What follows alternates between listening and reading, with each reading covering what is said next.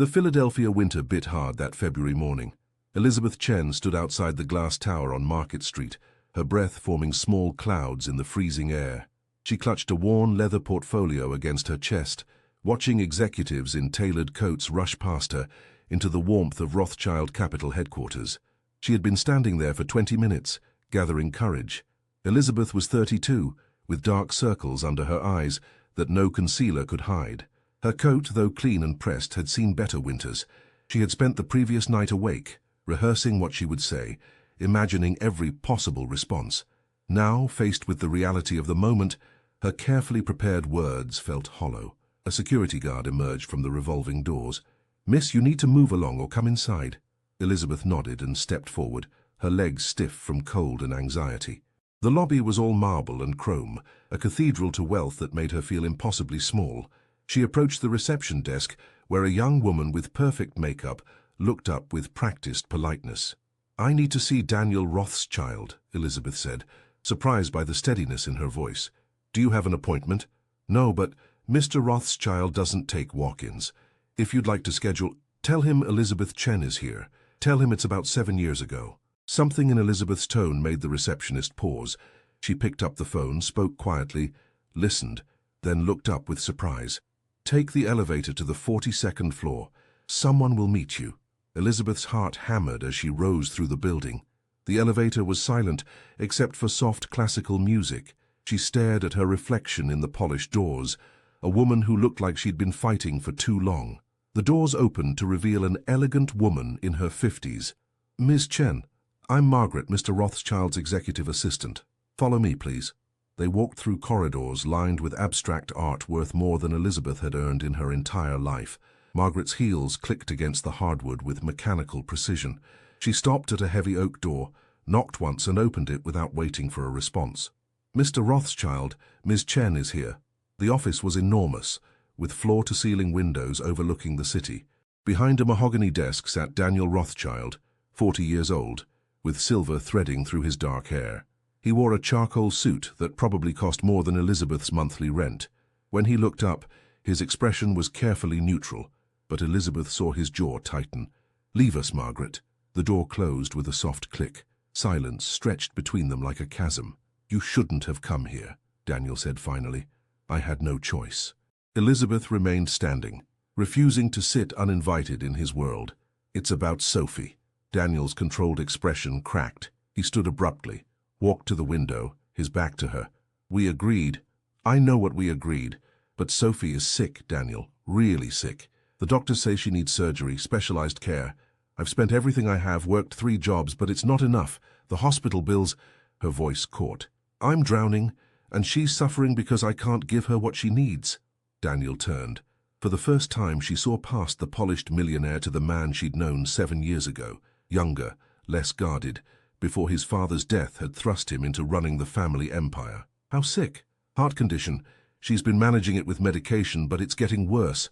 Without surgery in the next 2 months, the doctors say—" Elizabeth couldn't finish the sentence. Daniel moved to his desk, pressed a button. "Margaret, clear my schedule for the next hour." He gestured to the leather chairs by the window. This time, Elizabeth sat. Daniel took the chair across from her, and for a moment, they were just 2 people carrying an impossible weight. "Tell me everything." Elizabeth opened her portfolio, pulling out medical records, bills, doctor's notes. As she explained Sophie's condition, Daniel listened with focused intensity, asking questions that showed he understood the medical terminology, the urgency, the stakes. "The surgery costs $300,000, Elizabeth concluded. "Insurance won't cover most of it. I've applied for assistance programs, fundraising, everything. I've raised $40,000. It's nowhere near enough." "Why didn't you come to me sooner?" "Because you made it clear you didn't want this complication in your life. You paid me to disappear, remember? $200,000 to stay away, never contact you, never tell anyone. I took that money because I was desperate and scared and 25 years old. I used it for Sophie, her early care, an apartment, trying to build something stable, but that money's long gone." Daniel's face was unreadable. "Does Sophie know about me?" "She knows her father couldn't be part of her life. She doesn't know why. She doesn't know who you are." "What does she know about you coming here today?" "Nothing. She thinks I'm at work." "Daniel, I'm not here to disrupt your life. I know you're engaged to Senator Morrison's daughter. I read about it. I know what's at stake for you. But Sophie is 6 years old, and she deserves a chance to live. The silence that followed felt endless.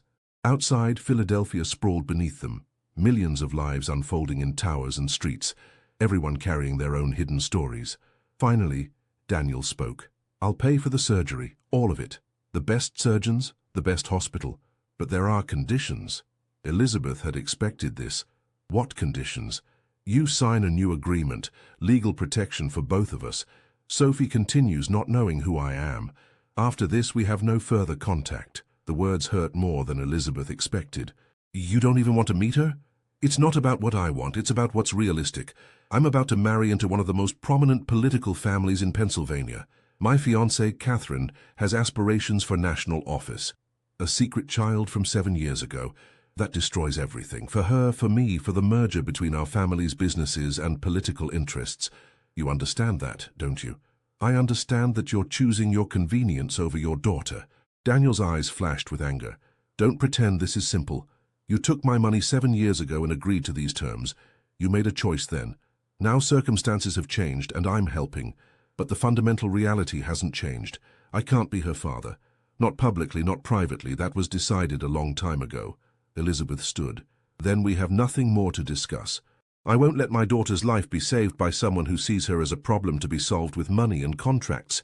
She deserves better than that. She turned toward the door, her vision blurring with angry tears. Wait! Daniel's voice stopped her. Let me think about this. Give me 24 hours. Don't make any decisions yet. Elizabeth didn't turn around. Why? So you can have your lawyers draw up an even more airtight agreement? So I can figure out if there's a way to do the right thing without destroying multiple lives in the process. Something in his voice, exhaustion maybe, or genuine conflict, made Elizabeth pause. She turned back. 24 hours, she said. Then I find another way. She left without another word, retracing her path through the corridors of wealth, down the elevator, through the marble lobby, back into the bitter February cold.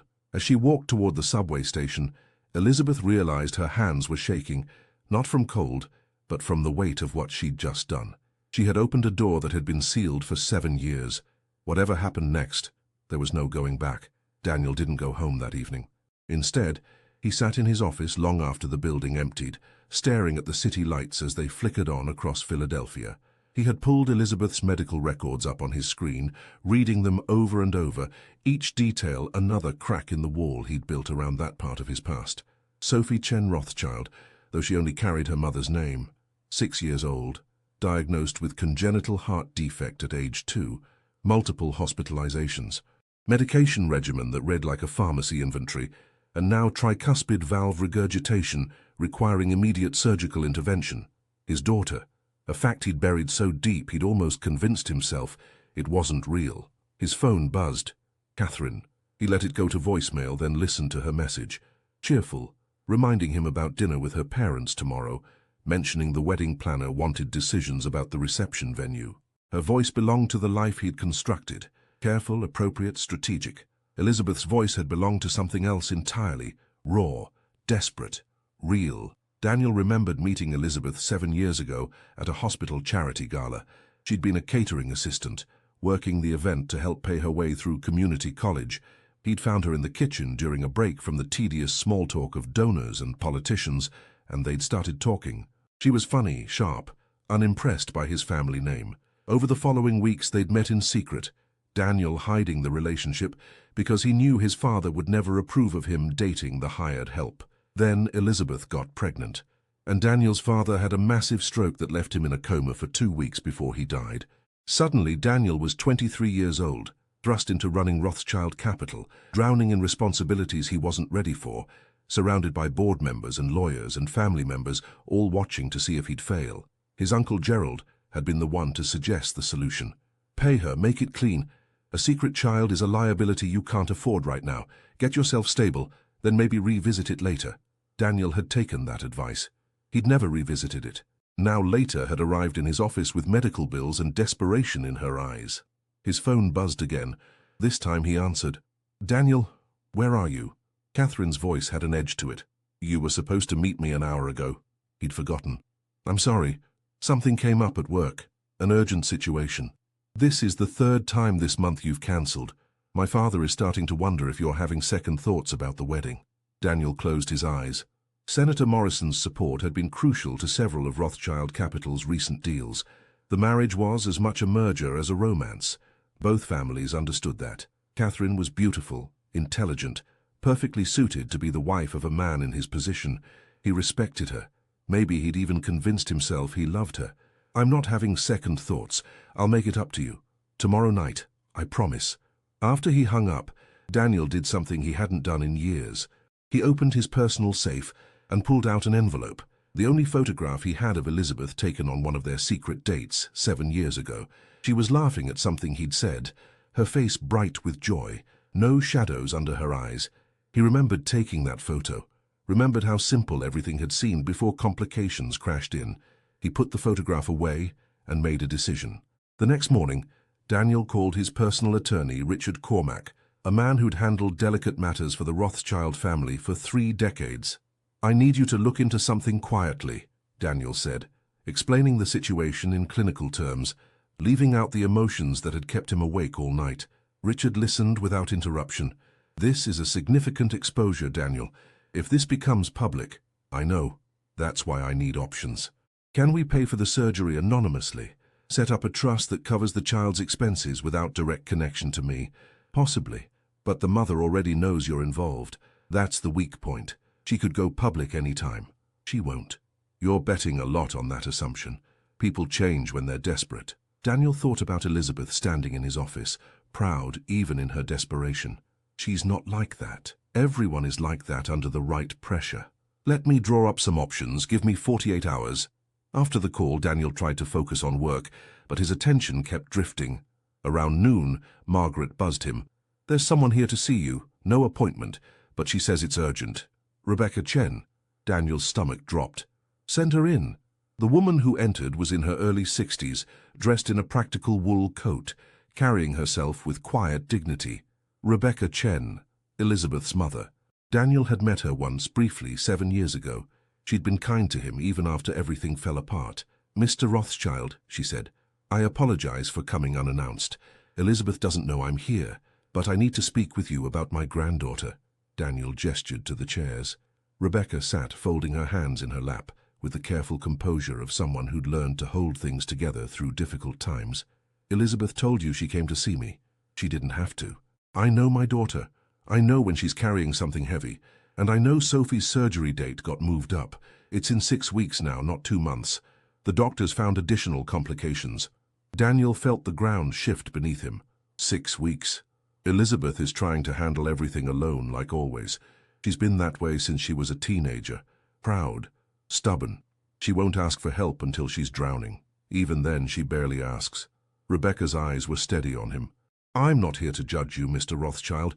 What happened 7 years ago, that's between you and Elizabeth. But Sophie is innocent in all this. She's a bright, funny, loving child who deserves a chance to grow up. I know. Do you? Because from where I stand, you've been very good at keeping this situation at a comfortable distance. Money helps you avoid the reality that you have a daughter who draws pictures of families with fathers, who asks her mother why she doesn't have a daddy like other kids, who's brave about the hospital visits even though she's terrified. Each word landed like a physical blow. Daniel had successfully avoided thinking about Sophie as a real person, a child with thoughts and fears and questions. Keeping her abstract had made everything easier. What do you want me to do? Daniel asked quietly. I want you to meet her. Not as her father, I understand that's complicated, but as someone who cares whether she lives or dies. Elizabeth has been Sophie's entire world, but she needs to see that there are other people who think she matters. Before the surgery, in case... Rebecca's voice caught. In case something goes wrong. Nothing will go wrong. I'll make sure she has the best. You can't guarantee that. No money can. This is a serious surgery with real risks. I need to know that if the worst happens, Elizabeth won't be alone in her grief, that someone else will understand what's being lost. The weight of it settled on Daniel's shoulders. He'd been so focused on containing the situation, protecting his carefully constructed life, that he hadn't allowed himself to imagine failure, to imagine Sophie dying, to imagine Elizabeth burying a child while he went on with his wedding and his merger and his comfortable distance from consequence. I'll meet her, Daniel said. Tell me when and where. Rebecca stood. This Saturday there's a small park near Elizabeth's apartment in South Philadelphia. Sophie likes to feed the ducks when the weather's not too cold. 2 o'clock. Elizabeth works Saturday afternoon, so I watch Sophie. I'll bring her. You'll be just a man who stopped to talk, nothing more. After Rebecca left, Daniel sat motionless for a long time. Through the window, Philadelphia continued its indifferent rhythm.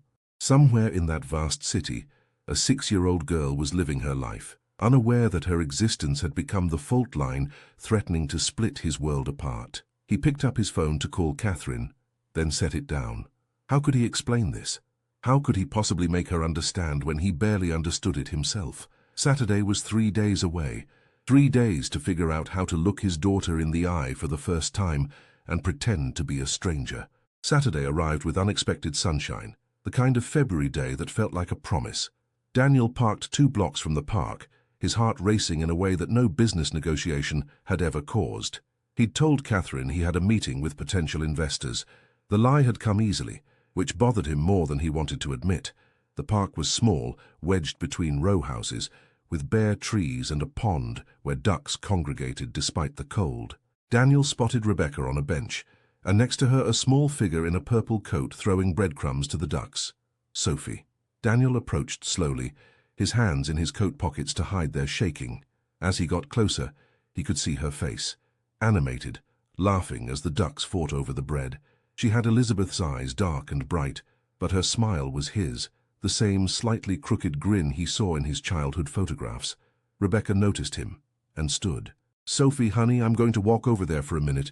You stay right here where I can see you, okay?" "Okay, Grandma." Rebecca met Daniel a few feet away. "She's having a good day today. The medication adjustment is helping. Just be natural. You're a stranger who likes ducks." Daniel nodded, unable to speak. Rebecca walked to a bench with a clear view, giving them space but staying close enough to intervene if needed. Daniel moved to the edge of the pond, several feet from Sophie. He picked up a small stone and tossed it into the water, watching the ripples spread. "You're not supposed to throw rocks," Sophie said, not looking at him. "It scares the ducks." "You're right. I'm sorry. I wasn't thinking." Now she looked at him, assessing. "Are you sad?" The question caught him off guard. "Why do you ask that?" "You look sad. Like my mom sometimes. She tries to hide it, but I can tell." Daniel sat down on the cold ground, at her level. "I guess I'm a little sad today. Sometimes grown-ups have complicated problems. Is it about money? Mom says money problems are the worst kind because you can't hug them away." Daniel almost laughed, but his throat was tight. "Your mom sounds very wise." "She is. She works really hard. 3 jobs. But she still makes time for me every day. She reads to me even when she's super tired." Sophie threw another handful of crumbs. "I try to be good so I don't make things harder for her." "I'm sure you do. But you know it's okay to not always be good, right? Kids are supposed to be able to just be kids." Sophie considered this seriously. "That's what my grandma says. But I hear Mom crying sometimes at night, about the hospital bills. I don't want to make her cry more." Daniel's chest ached. This child, 6 years old, was carrying burdens no child should carry. "What do you like to do when you're not worrying about grown-up things?" Her face brightened. "I like to draw, and I love stories. Mom reads me stories every night. My favorite is about a girl who goes on adventures, and I like school even though I miss it sometimes when I have to go to the hospital." "What do you draw?" "Lots of things. Families, mostly. I draw what I think different families look like, because families come in all kinds, you know, not just the ones in books." "Can you tell me about your family?" Sophie's expression grew thoughtful. "It's me and Mom and Grandma. Mom says that's all we need. But sometimes I wonder about my dad. Mom says he couldn't be with us, but that it's not because he didn't want to. She says sometimes grown-ups have situations that are too complicated to explain." Daniel had to look away, watching the ducks to hide the emotion on his face. "Your mom sounds like she loves you very much." "She does. She's the best mom in the whole world. When I have to go to the hospital, she stays with me the whole time. She holds my hand during the scary parts and tells me stories to make me brave." Sophie's voice dropped. "I have to have surgery soon, a big one. Mom says it's going to make me all better, so my heart works right." "Are you scared?" "A little. But Mom says I'm the bravest person she knows, so I try to be brave for her too." Daniel wanted to pull this child into his arms, to promise her everything would be okay, to tell her she'd never have to be this brave again. Instead he said, "I think you're very brave, and I think your mom is lucky to have you." Sophie smiled that crooked smile. Are you married? Do you have kids? I'm getting married soon, but no kids. You should have kids. You seem nice. You listen, which a lot of grown-ups don't do. Maybe someday, Daniel managed to say. Rebecca appeared, gently interrupting. Sophie, honey, it's time to go. Your mom will be home soon. Sophie stood, brushing off her coat. She looked at Daniel seriously. I hope you feel less sad. Remember, some problems are too complicated for hugs, but hugs still help anyway. Then she walked to Rebecca, took her hand, and they headed toward the park exit. Daniel watched them go, this small figure in purple who carried his DNA and Elizabeth's strength and a wisdom no 6-year-old should have to possess. He sat on the cold ground for a long time after they left, unable to move. Everything he'd told himself for 7 years, that distance was kindness, that absence was protection, that money could substitute for presence, crumbled in the face of 10 minutes with a child who deserved better than any rationalization he could construct. That evening, Daniel sat across from Catherine at an expensive restaurant, barely tasting the food. She was talking about the wedding, about a dress fitting, about her father's latest bill in the state senate. He tried to focus, but Sophie's voice echoed in his head. You seem nice, you listen. Daniel, are you even listening now? Catherine's voice was sharp. I'm sorry. I have a lot on my mind. You've been distant for days. What's going on? Daniel looked at Catherine. Beautiful, polished, the perfect political wife, the perfect merger of families and interests. He thought about the life they were building together, all strategy and appearance and calculated moves.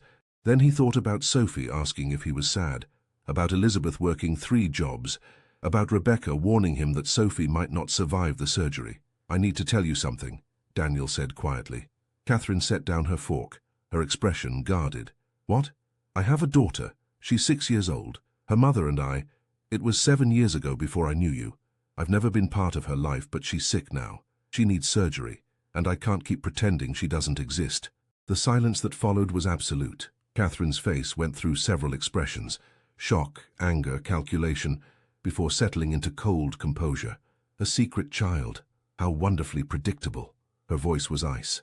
Were you planning to tell me before the wedding, or were you going to let me find out from a tabloid? It's not public. No one knows except the mother, her family, and my lawyer. And now me. How generous. Catherine stood, gathering her purse. I need to think about this. About whether I can marry someone who's been lying to me for our entire relationship. I wasn't lying, I was trying to protect everyone except me, apparently. Don't call me. I'll call you when I've decided if this engagement still exists. She left, drawing stares from other diners. Daniel sat alone, his meal growing cold, and felt the first crack appear in the carefully constructed fortress of his life. But underneath the panic about Catherine, about the wedding, about the scandal that might erupt, Daniel felt something unexpected. Relief. The truth was out, at least part of it. And maybe, just maybe, that was the beginning of finding a way forward that didn't require him to keep pretending his daughter didn't exist. The week that followed unraveled everything Daniel had built. Catherine called off the engagement, and her father, Senator Morrison, withdrew support for 2 major development projects that Rothschild Capital had been pursuing. Daniel's uncle Gerald convened an emergency board meeting where several members openly questioned Daniel's judgment and fitness to lead the company. Through it all, Daniel kept thinking about Sophie feeding the ducks, about her crooked smile, about her trying to be brave for her mother. Elizabeth called him on Thursday.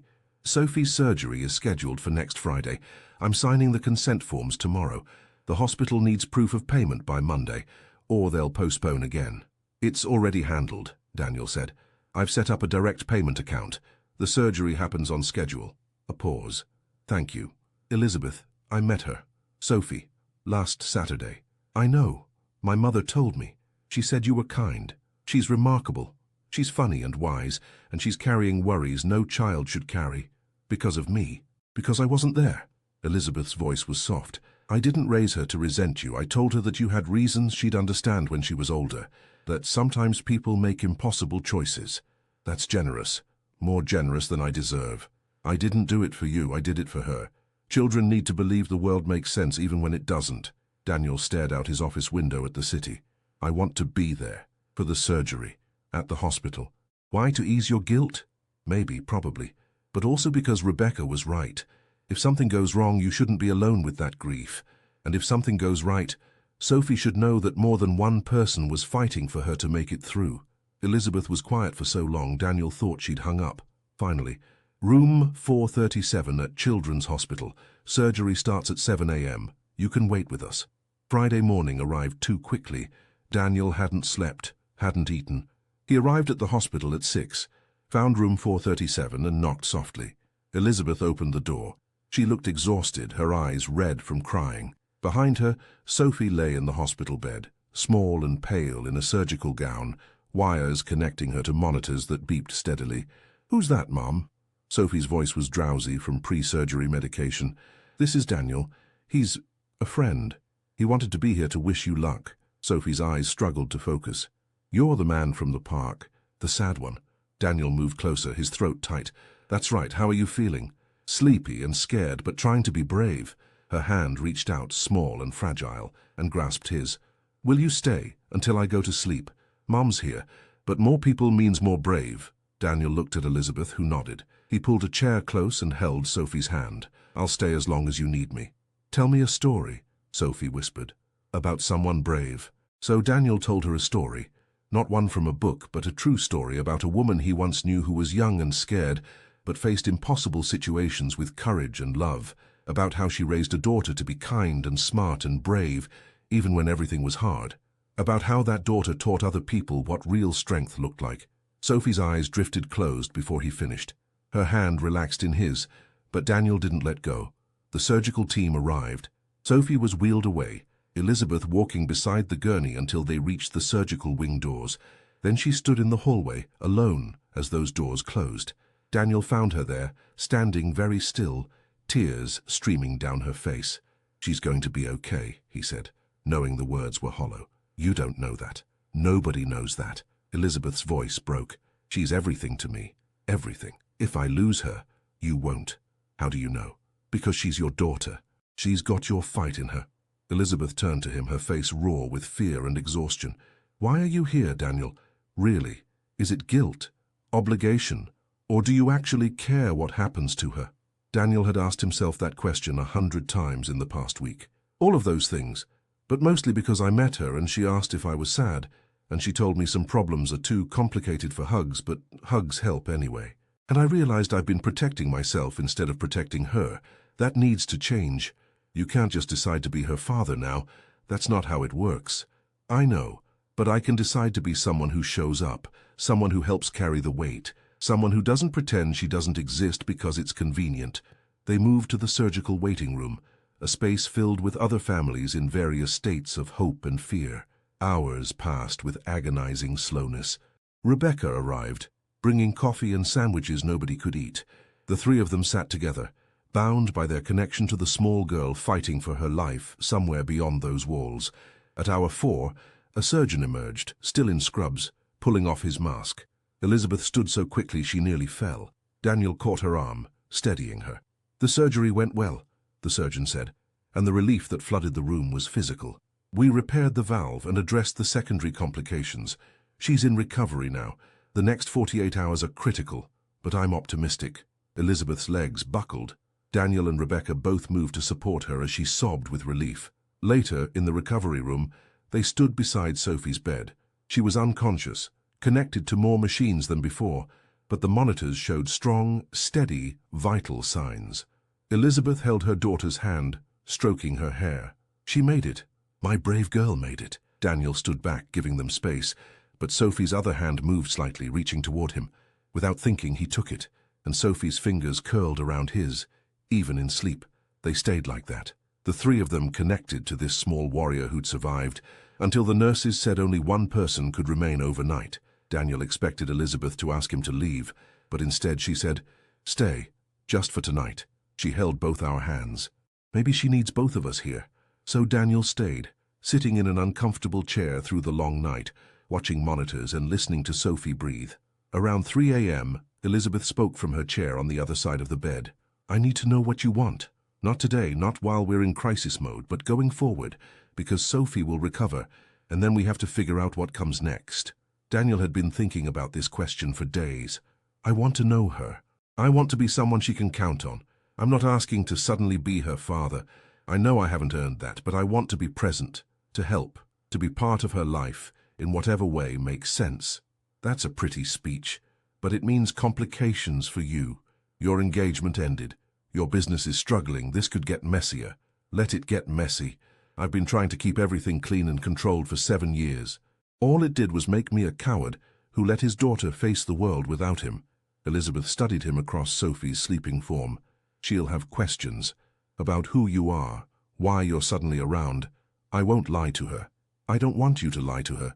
So you're prepared for her to know you're her father? For everyone to know? Daniel thought about Catherine, about Senator Morrison, about the board members who already questioned his leadership. Then he thought about Sophie asking if he had kids, about her drawings of different kinds of families. Yes, I'm prepared, whatever the cost. The cost might be everything you've built. Then I'll build something new, something that doesn't require me to pretend my daughter doesn't exist. As dawn broke over Philadelphia, Sophie stirred. Her eyes opened, unfocused and confused, then found her mother. "Mom? I'm here, baby. You did it. The surgery is over and you're going to be okay." Sophie's gaze shifted to Daniel. "You stayed. I promised I would." "More brave," Sophie whispered, then drifted back to sleep. In the weeks that followed, Sophie recovered with remarkable speed. Daniel visited regularly, at first as Mom's friend Daniel, then gradually as Sophie grew stronger and more curious, as someone more significant. Rebecca helped navigate the conversations, knowing when to reveal truths and when to let understanding develop naturally. 6 weeks after the surgery, on a sunny Saturday that felt like spring finally arriving, Daniel took Sophie and Elizabeth to the duck pond. Sophie ran ahead, fully healed, her energy boundless. "She's been asking questions," Elizabeth said as they walked. "About you, about why you look at her the way you do." "What did you tell her?" "The truth, that you're her father, that circumstances kept you apart, but you're trying to fix that now." "How did she take it?" Elizabeth smiled. "She said she'd figured it out because you have the same smile. Then she asked if that meant she could call you Dad, or if she should keep calling you Daniel." "What did you say?" "I said she should ask you." Sophie ran back to them, slightly breathless, her cheeks pink with exertion. She looked up at Daniel with those dark eyes, Elizabeth's eyes, and said, "Mom told me about you being my dad." Daniel knelt down to her level. "She did?" "Yeah. Is it okay if I'm happy about it, even though it's been a long time?" Daniel felt his eyes burn with tears he didn't bother hiding. "It's more than okay, and I'm sorry it took me so long. I made mistakes, Sophie, big ones. But I'm here now, and I'm not going anywhere." Sophie considered this seriously, then nodded. "Okay. Everyone makes mistakes. That's what Mom says. The important thing is fixing them." She paused. "Can I call you Dad, or is that weird?" "You can call me whatever feels right to you." Sophie threw her arms around his neck, nearly knocking him over. "Thanks, Dad." As Daniel held his daughter for the first time, really held her, without distance or pretense, he looked over her shoulder at Elizabeth. She was crying too, but smiling. The path forward wouldn't be simple. There would be legal arrangements to finalize, explanations to give, judgments to face. Daniel's reputation in certain circles was already damaged, and it would get worse when the full story emerged. But watching Sophie run back to the ducks, calling, "Dad, come see this," over her shoulder, Daniel knew he'd made the right choice. Not the easy choice, not the safe choice, but the right one. Some things were worth more than reputation, more than wealth, more than carefully controlled lives. Some things, like a daughter's crooked smile and her mother's exhausted courage, were worth risking everything to protect. "No one marries a beggar," Sophie's mother had said when they first met, explaining her practical approach to life. "But I know how to cook." Daniel's response then had been to laugh at her honesty. His response now, 7 years late but finally real, was to show up, stay present, and learn what it meant to be the father this remarkable child deserved. The millionaire had learned that some wealth couldn't be counted in dollars, some returns couldn't be calculated on spreadsheets, and some investments, in courage, in truth, in love, paid dividends that made everything else seem hollow by comparison.